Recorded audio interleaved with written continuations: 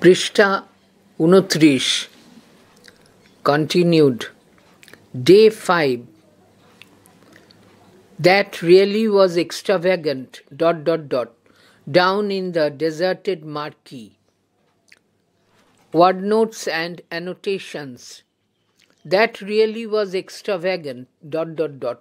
Chimneys was poverty-stricken. Jose rejects Laura's proposal and accuses her of being extravagant for her suggestion to cancel the party. The word extravagant is interestingly ambiguous. On one hand, spending a lot of money for the party is a mark of extravagance. On the other hand, Laura's suggestion to stop the party seems extravagant in Jose's eyes. The narrator ironically agrees with Jose and describes the extravagant poor part of the neighborhood downhill. Everything of the impoverished neighbors appears to be unpleasant, that is eyesore, E-Y-E-S-O-R-E. In the eye of the affluent Sheridans, they live in a big house with a lovely garden, but the Scotts live in one of the little cottages. The broad road symbolically stands for the dividing line between the poor and the rich. The poor cottages' ugly look and adjoining garden patches contrast the Sheridans' big house and well-maintained garden. While the Sheridans' garden is for show, the Scots' garden is for sustenance. Even the chimneys of the people living bear the signs of poverty. Jose Lawler প্রস্তাবটি প্রত্যাখ্যান করে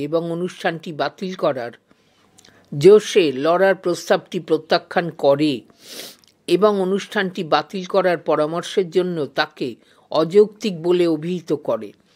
এক্সট্রাভ্যাগেন্ট বন্ধনী শুরু অসংযত বন্ধনী শেষ শব্দটি লক্ষণীয়ভাবে অস্পষ্ট ও দ্ব্যর্থবোধক। একদিকে অনুষ্ঠানটির জন্য অনেক পরিমাণ অর্থ ব্যয় করা বাড়াবাড়ির চিহ্ন, আবার অন্যদিকে লরার অনুষ্ঠান বাতিলের পরামর্শ জোসের চোখে অযৌক্তিক বলে মনে হয়। কথক বিদ্রূপাত্মকভাবে জোসের সাথে একমত হন এবং পাহাড়ের নিচে অবস্থিত অতিরিক্ত দরিদ্র লোকালয়ের বর্ণনা দেন। দরিদ্র প্রতিবেশীদের সবকিছুই বিত্তশালী শেরিডানদের চোখে অপ্রীতিকর অর্থাৎ চক্ষুশূল বলে মনে হয়। তারা একটি সুন্দর বাগান সহ বড় বাড়িতে বাস করে, কিন্তু স্কটরা একটি ছোট কুটিরে থাকে। প্রশস্ত রাস্তাটি প্রতীকীভাবে দরিদ্র এবং ধনীর মধ্যে বিভাজন রেখাকে ইঙ্গিত করে। দরিদ্র কুটিরগুলি এবং তাদের লাগোয়া বাগানের ছোট খণ্ডগুলির কুৎসিত চেহারা শেরিডানদের বড় বাড়ি এবং তার যত্ন দিয়ে পরিচর্যা করা বাগানের বিপরীতে উপস্থাপিত হয়েছে। শেরিডানদের বাগানটি শুধুমাত্র প্রদর্শনের জন্য, কিন্তু স্কটদের বাগান ভরণ পোষণের জন্য। এমনকি প্রতিবেশীদের চিমনিও দারিদ্র্যের চিহ্ন বহন করে। শ্রেডস, স্ট্রিপস, টুকরো টুকরো। প্লিউমস, ক্লাউডস অফ স্মোক, ধোঁয়ার কুণ্ডলী। স্টাডেড, ডেকোরেটেড, সজ্জিত। Swarmed, moved about in large numbers or groups, অনেকে মিলে বা দলে দলে। ফরবিডেন, প্রহিবিটেড, নট অ্যালাউড, নিষিদ্ধ। রিভোল্টিং, অফেন্সিভ, আনপ্লেজেন্ট, ডিসগাস্টিং, অপ্রীতিকর, জঘন্য। When the Sheridans were ... the revolting language. By delving into the past in a flashback, the narrator offers the readers clues to understand the Sheridans' perspective on their poor neighbors. Children of the Sheridans were not allowed to step into the locality of the working class because they might learn to use the slangs used in the impoverished neighborhood. Even to grown-up Laura and Laurie, the neighborhood appeared disgusting and sordid. কথক অতীত খনন করার পৃষ্ঠা 30।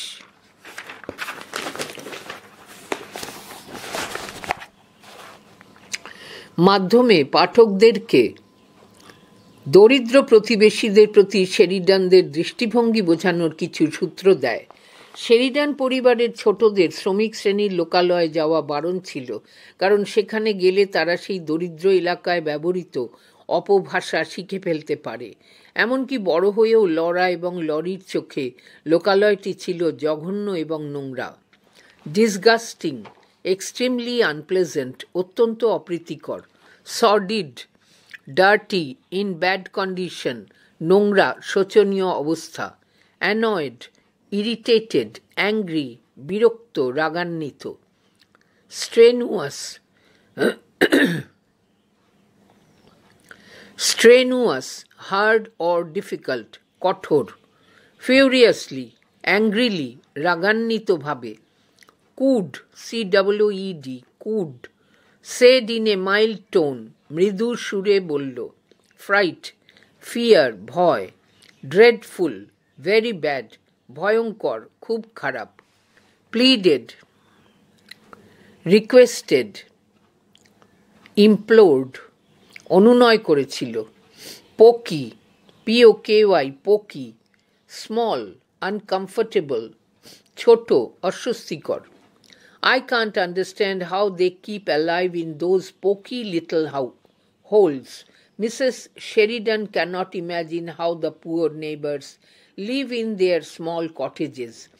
She has no idea about the living conditions of the working class. She does not bother about them.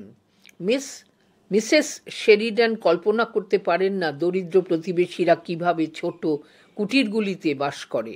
শ্রমিক শ্রেণীর জীবনযাত্রা সম্পর্কে তাঁর কোনো ধারণা নেই। তিনি তাদের ব্যাপারে মাথা ঘামান না। Frill, folded strip of clothes, ভাঁজ করা কাপড়ের টুকরো, কুঁচি। পপড, পুট অন কুইকলি, তাড়াতাড়ি পরিয়ে দিল। It's not very sympathetic ... you are doing now. After Jose shows no intention of cancelling the party, Laura turns to her mother, hoping for a more sympathetic response from her. But she is surprised to find that her mother too behaves like Jose. Mrs. Sheridan rejects her plea to cancel the party. To her, such an impulse is not only ridiculous but also selfish. She opines that cancelling the party is sure to ruin the guests' expectation of enjoying it. Mrs. Sheridan is rather sympathetic to the guests. She has no feeling for the Scott family. অনুষ্ঠানটি বাতিল করার বিষয়ে Jose যখন কোনো সম্মতি দেখায় না, Laura তার মায়ের কাছে যায় এই প্রত্যাশা নিয়ে যে তার মা সহানুভূতিশীল হবেন। কিন্তু সে অবাক হয়ে যায় তার মাকে ঠিক জোসের মতোই আচরণ করতে দেখে। মিসেস শেরিডান অনুষ্ঠান বাতিল করার জন্য লরার আবেদন প্রত্যাখ্যান করেন। তার কাছে এই ধরনের আবেগ কেবল হাস্যকরই নয়, তার স্বার্থপরও। তার মতে অনুষ্ঠানটি বাতিল করলে তা আমন্ত্রিত অতিথিদের নিশ্চিতভাবে নিরাশ করবে। মিসেস শেরিডান অতিথিদের প্রতি ভীষণই সহানুভূতিশীল। স্কট পরিবারের প্রতি তাঁর কোনো সহানুভূতি নেই।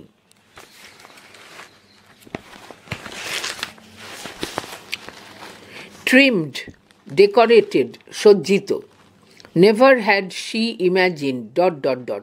right? She thought.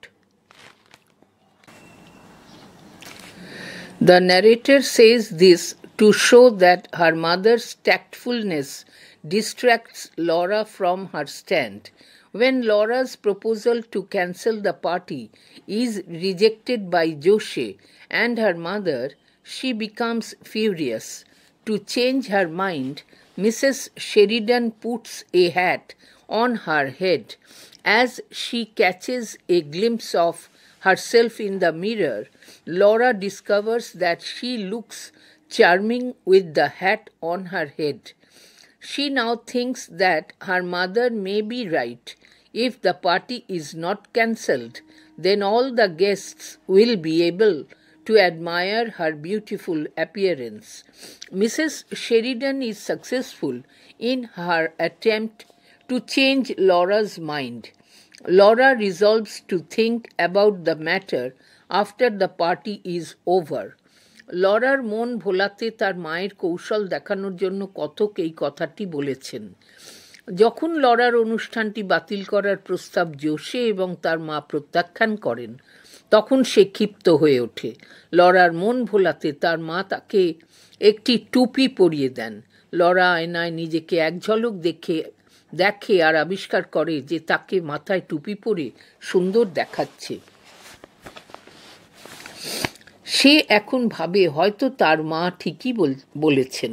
যদি অনুষ্ঠানটি বাতিল না হয়, সমস্ত অতিথিরা নিশ্চয়ই তার সুন্দর চেহারার প্রশংসা করবেন। মিসেস শেরিডান লরার মতো পাল্টানোর চেষ্টায় সফল হন। মিসেস শেরিডান লরার মত পাল্টানোর চেষ্টায় সফল হন। লরা অনুষ্ঠান শেষ হওয়ার পরে এই ব্যাপারটি অর্থাৎ স্কটের মৃত্যু চিন্তা করার সিদ্ধান্ত নেয়। Ready for the fray, ready to do something, কিছু করার জন্য প্রস্তুত। Trilled, TRILLED, trilled spoke in a loud voice, উচ্চস্বরে বলল।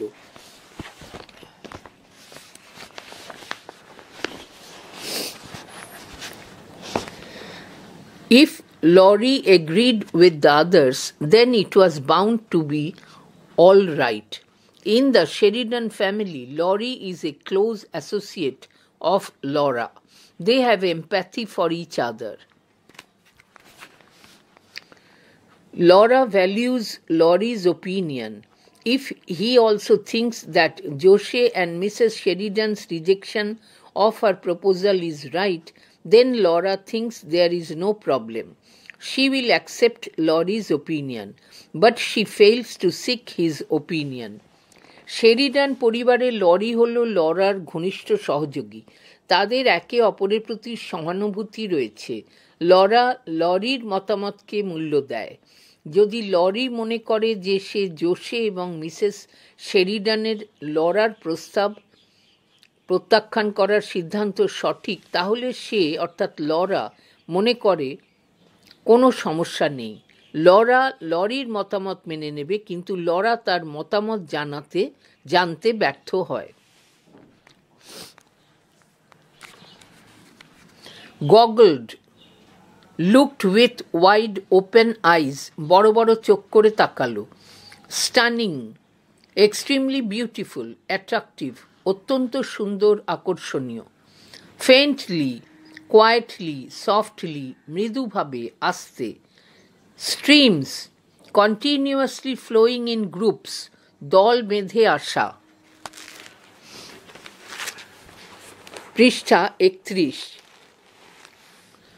স্ট্রোলিং, walking in a relaxed way, ধীরে সুস্থে হাঁটছিল, হেঁটে বেড়াচ্ছিল। অ্যালাইটেড, ডিসেন্ডেড, অবতরণ করল, নামল। আহ, what happiness it ... smile into eyes.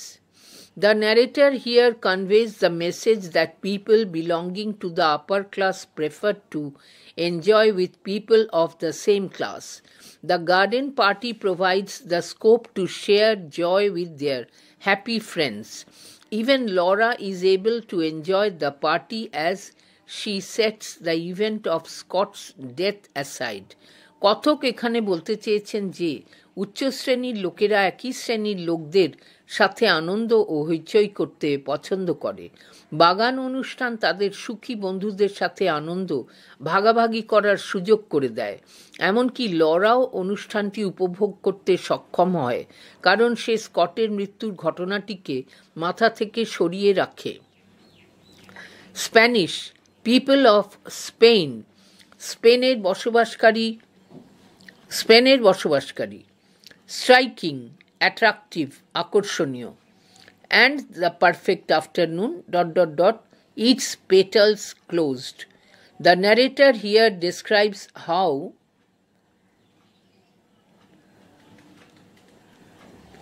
the party starts and gradually comes to an end. Although the title of the story is The Garden Party, Catherine Mansfield allots very little time for the party itself. This particular sentence sums up the party. Mansfield presents the scene with the symbol of the blooming of flowers. It indicates that the party was brief but beautiful. এখানে কথক কিভাবে অনুষ্ঠানটি শুরু হয় এবং ধীরে ধীরে শেষ হয় তা বর্ণনা করেছেন। যদিও গল্পের শিরোনাম দ্য গার্ডেন পার্টি, তবে ক্যাথারিন ম্যানসফিল্ড অনুষ্ঠানটির জন্য খুবই কম সময় বরাদ্দ করেন। এই বাক্যটি অনুষ্ঠানের এক সামগ্রিক চিত্র তুলে ধরে। ফুল ফোটার প্রতীকের সাহায্যে ম্যানসফিল্ড দৃশ্যটি উপস্থাপন করেন। এটা ইঙ্গিত করে যে অনুষ্ঠানটি সংক্ষিপ্ত কিন্তু সুন্দর ছিল। এক্সস্টেড, টায়ার্ড, ক্লান্ত। ডেজার্টেড, এমটি, নির্জন। বঙ্গানুবাদ: সেটা সত্যিই বাড়াবাড়ি ছিল, কারণ যে উচ্চতায় বাড়িটি অবস্থিত ছিল তার থেকে অনেকটা নিচে একটা রাস্তায় সেই কুটিরগুলি অবস্থিত ছিল। একটা চওড়া রাস্তা রয়েছে মাঝখান দিয়ে। সত্যিই তারা খুব কাছাকাছি ছিল। তারা ছিল একেবারে চক্ষুশূল এবং তাদের প্রতিবেশী হওয়ার কোনো অধিকার ছিল না। তামাটে বাদামি রং করা ঘরের মানুষগুলোর জীবনযাত্রা ছিল খুবই নিচু মানের। বাগানের ফালিতে বাঁধাকপি, অসুস্থ মুরগি ও টমেটোর ক্যান ছাড়া আর কিছুই ছিল না। যে ধোঁয়ার কুণ্ডলিটা চিমনি থেকে বেরোয় তাতেও যেন ছিল দারিদ্র্যের ছোঁয়া। ওখানে ছেঁড়া কাপড় আর এমন ধোঁয়ার টুকরো দেখতে পাওয়া যেত যা শেরিডানদের চিমনি থেকে নির্গত রূপালী কুণ্ডলীর থেকে একেবারে আলাদা। ধোপানি গলিতে বাস করত আর ঝাড়ু দিত, এবং একজন মুচির বাড়ির সামনেটা পাখির খাঁচায় ভরা থাকত।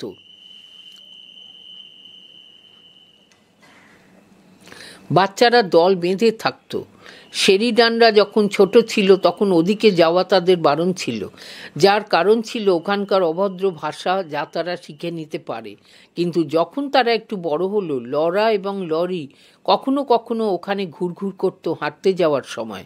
জায়গাটা ছিল জঘন্য আর নোংরা। তারা হতবাক হয়ে চলে আসত, কিন্তু তবুও একজন মানুষের সব জায়গায় যাওয়া উচিত, সব কিছু দেখা উচিত, তাই তারাও যেত। লরা বলল, কোট, একবার ভাবো ব্যান্ডের গান বাজনার আওয়াজটা ওই শোকার্ত মহিলার কেমন শুনতে লাগবে। আনকোট। জোশে সত্যি সত্যি বিরক্ত হলো।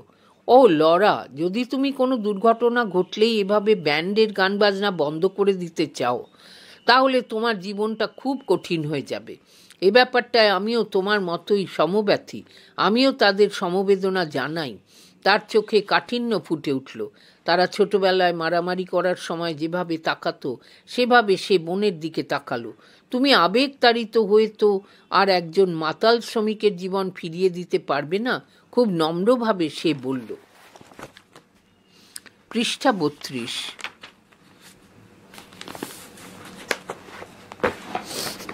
বঙ্গানুবাদ চলছে।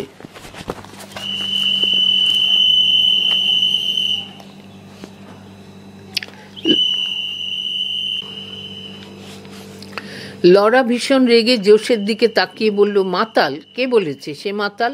এরকম ঘটনার ক্ষেত্রে তারা যেভাবে বলে থাকে ঠিক সেভাবেই বলল। আমি সোজা মাকে গিয়ে বলছি। জোশে গাল ফুলিয়ে বলল, যাও বলো। বড় কাঁচের দরজার হাতল ঘুরিয়ে লরা জানতে চাইল, মা, আমি কি তোমার ঘরে আসতে পারি? অবশ্যই বাছা। কেন, কি ব্যাপার? তোমার মুখটা এমন দেখাচ্ছে কেন? মিসেস শেরিডান তাঁর ড্রেসিং টেবিলের দিক থেকে ঘুরলেন। তিনি একটা নতুন হ্যাট পরে দেখছিলেন।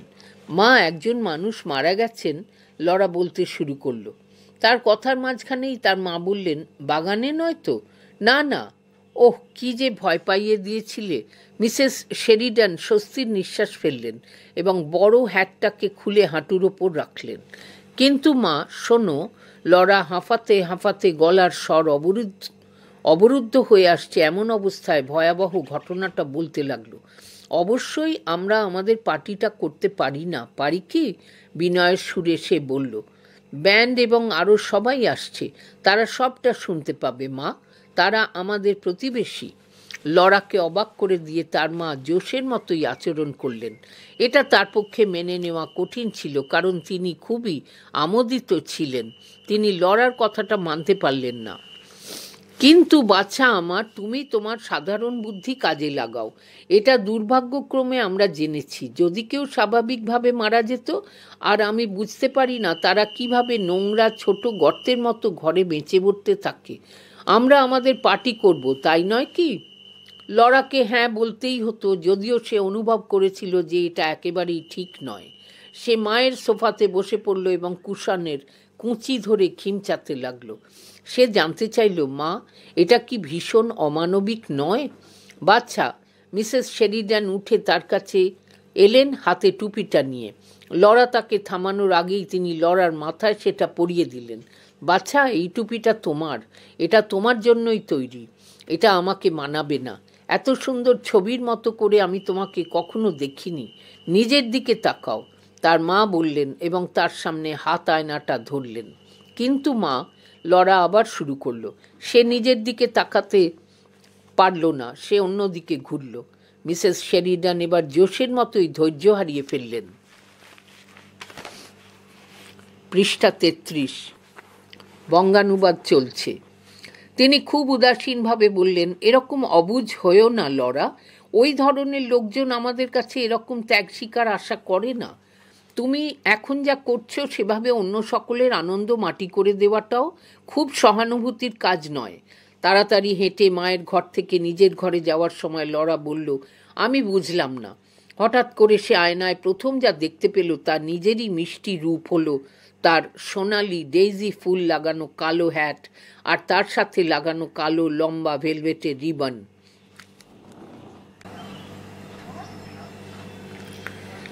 তাকে এত সুন্দর দেখাবে সে কল্পনাই করতে পারেনি।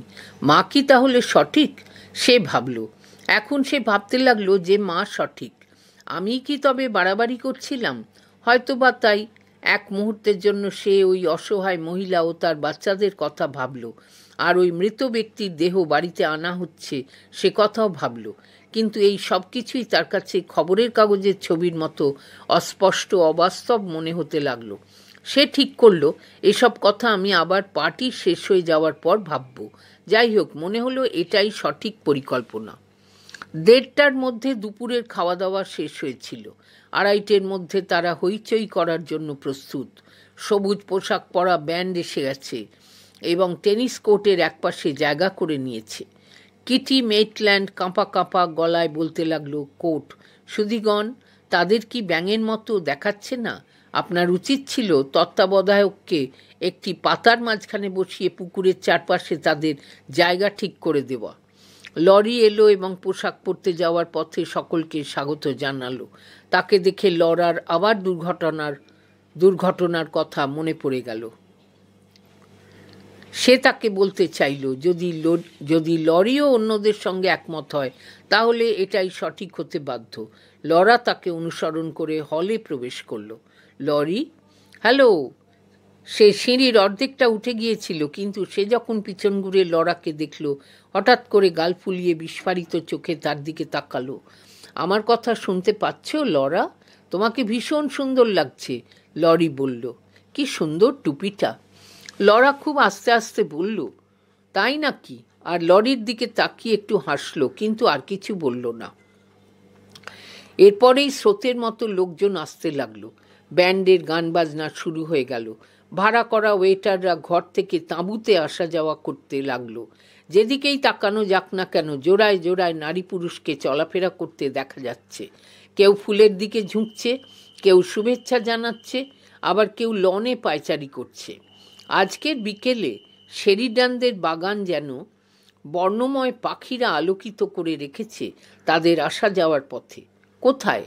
সুখী মানুষদের সঙ্গে সময় কাটানো, করমর্দন করা, গালে গাল ঠেকিয়ে অভিবাদন জানানো এবং চোখে চোখে হাসা যে কত মজার এবং সুখের। ডার্লিং লরা, কি সুন্দর লাগছে তোমাকে। পৃষ্ঠা 34, বঙ্গানুবাদ চলছে। কি চমৎকার টুপিটাই না পরেছ বাচ্চা। লরা, তোমাকে পুরোপুরি স্প্যানিশদের মতো দেখাচ্ছে। তোমাকে এত সুন্দর আমি কখনো দেখিনি। লরা প্রশংসায় উৎফুল্ল হয়ে মৃদুস্বরে বলল, আপনারা কি চা খেয়েছেন? আইসক্রিম নেবেন কি? প্যাশন ফ্রুট আইসক্রিমগুলো সত্যিই অসাধারণ। সে তার বাবার কাছে ছুটে গেল এবং মিনতি করল, ব্যান্ড বাদকদের একটু পানীয় দেওয়া উচিত নয় কি? এবং এই পূর্ণাঙ্গ বিকেলটি ক্রমশ পরিণতির দিকে এগোতে লাগলো, ধীরে ধীরে বিবর্ণ হতে লাগলো এবং ধীরে ধীরে যেন বিকেলের পাপড়িগুলো ঝরে পড়তে লাগলো। এত সুন্দর গার্ডেন পার্টি আগে কখনো হয়নি, সফলতম, সবচেয়ে বেশি। লরা সকলকে বিদায় জানাতে তার মাকে সাহায্য করতে লাগলো। যতক্ষণ না বিদায় পর্ব শেষ হয় তারা গাড়ি বারান্দায় পাশাপাশি দাঁড়িয়ে থাকলো। মিসেস শেরিডান বললেন, ঈশ্বরকে ধন্যবাদ, সব কিছু ভালোভাবে মিটেছে। সবাইকে ধরে নিয়ে এসো লরা, চলো কফি খাওয়া যাক, আমি ভীষণ ক্লান্ত। হ্যাঁ, পার্টিটা ভীষণভাবে সফল হয়েছে, কিন্তু ওহ, এই পার্টিগুলো তোমরা বাচ্চারা কেন জেদ করো পার্টির আয়োজন করার জন্য? এবং তারা সকলে মিলে নির্জন তাঁবুতে বসেছিল।